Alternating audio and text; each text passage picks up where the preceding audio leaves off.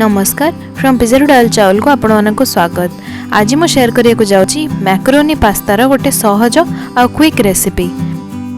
पास्तार ये डिश बनवाई आपन को किसी सॉस बनवा दरकार नहीं, यहाँ गोटे हेल्दी वे रे बनी थाए और यहाँ बहुत ही टेस्टी होता है। तो निहाती ये रेसिपी को ट्राई करंतु।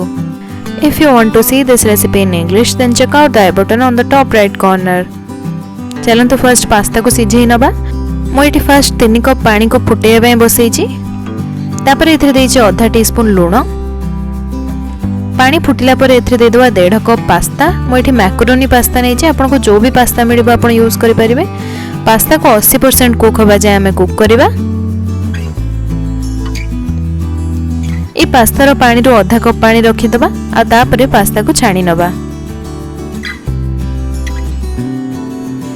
तापर याको आ गोटे जगह को ट्रांसफर करि दबा। एबे एथरे गोटे टीस्पून तेल देकी भल भाबरे मिसई नबा।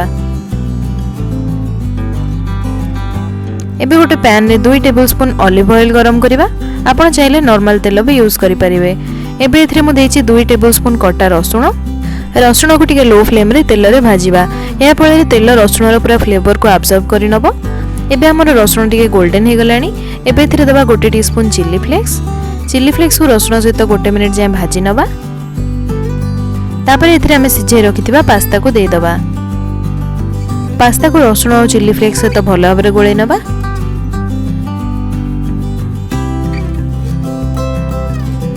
एबे एथिरे दे दबा स्वाद अनुसार लूण। गोटे टीस्पून मिक्स्ड हर्ब्स, आपण चाहिले ऑरिगानो भी दे परिबे। आ आधा टीस्पून गोलमरिच गुंड।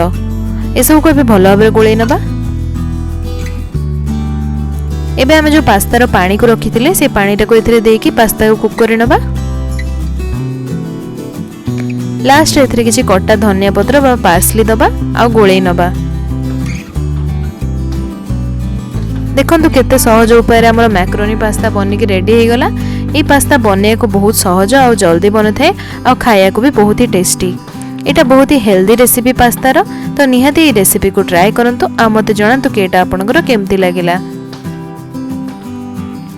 जदि आपको रेसिपीटी पसंद आसला देन ए वीडियो को लाइक और शेयर करंतु। आम चैनल को सब्सक्राइब करंतु। Thank you for watching. Good bye.